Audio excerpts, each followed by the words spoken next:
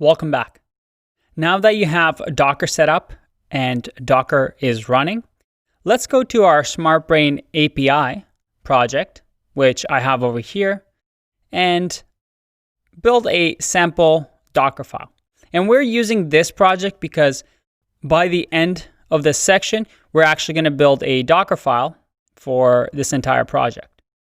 So to start off, what we need to do is first of all, let's close this server for now. There you go.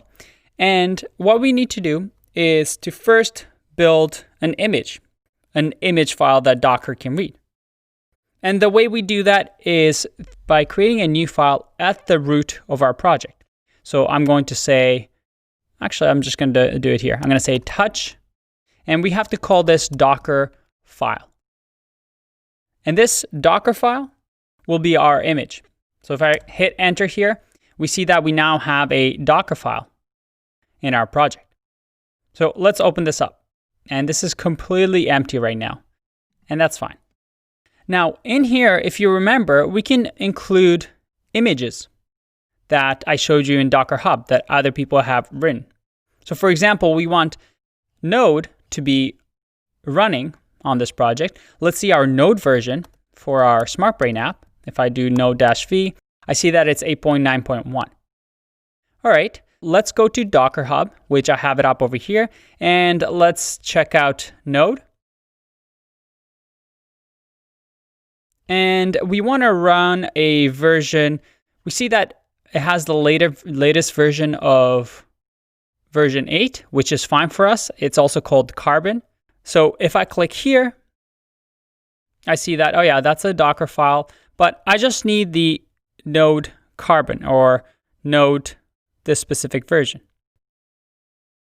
For now, we can just say from with capital letters, and we're going to just go ahead and say Node Carbon.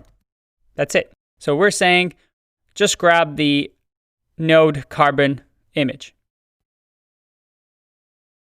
And I can put on here the version number and any of these tags that you see that you want for your project. And then finally, I'm going to do another command called CMD. That stands for command. And in here, it's going to be an array of commands that we want to run after we grab the Node version. So all I'm going to say is bin bash. And I'll show you what that does in a second.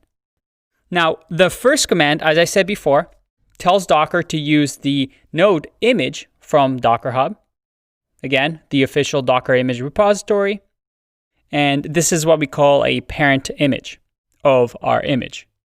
Now, the CMD or command instruction tells us what to run in the container, which allows us to access its bash profile. Again, something that I'm going to show you and will make more sense later. Now, let's go to our terminal, make sure we save this file, and I can run now the command docker. Again, that comes with the Docker install that we just had. We just say docker build and give it a tag name. So -t is for tag, and we can say whatever you want. We'll say super awesome container. And once I press enter, oh, and here's a little trick. Because we have to tell it what to build, we have to give it a period at the end. So build all and the current directory. It's going to find the Docker file. And there you go. It's running everything. You can see over here, it's doing the from Node Carbon, step 2, the command that we just said. And it says successfully built and successfully tagged the super awesome container. This just created our first Docker image with the tag name using the Docker file that we just currently had. And again, I ran this command from the root directory, which is where our Docker file is located. Now, that took a bit of time. If I run this command again, you see how much faster that was?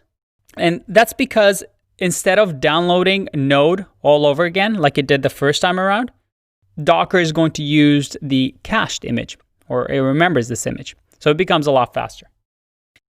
And now let me clear this. We can do something fun. We can do instead of Docker build now, which we just did, we do Docker run. And Docker run, we have to give it a few parameters, IT, and then the name of our container. So let's say the super awesome container that we created. Whoa, did you just see that? We just ran our Docker container and it took us to our container. Now you see that my terminal is completely different. We're inside the container. Now, why did it do that? Because we just ran our Docker container. And if you remember, our command was to do bin bash. And this command simply says to go into the bash profile, that is the bin bash of our container. And you see over here that we have root at some hash. This is a hash that is generated randomly by Docker to know which container is which. Very cool. But if we did actually install node, then we should be able to have the node command, right? So if I run node-v from our container, look at that. We have the node version, but I see I got 6.14.1.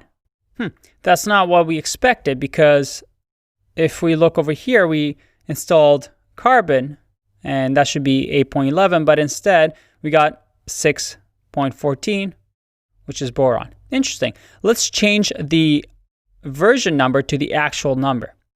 So in our case, let's just say that we want version 8.11, and then let's see what we had here, 0.1. I'm going to save this, and I'm going to exit out of here by just typing exit, and rerun our commands. Again, to remember, the first thing we do is we want to build, and let's see what happens here. All right, it's building everything. And now if we run our other command, which is docker run, and let's do node version. All right, we have our node version correct. You always want to check this to make sure whatever you installed is correct, because sometimes you can make mistakes and think you have a certain version, but you don't. So you always want to check your containers to make sure that whatever you have set up is actually on there. But as you can see, everything is running smoothly. We have a machine, a container with node preset up for us. And how simple was that? By the way, just for fun, let me exit out of this again. I'm going to clear. And let's run this command without the -it parameters. And you see that we can't go into the container. And that is because the IT command gives us what we call a TTY environment, or it allows us to enter this Docker container. All right. Now that we've gotten a little bit used to Docker, we have a few more things to learn. So I'll see you in the next video. Bye-bye.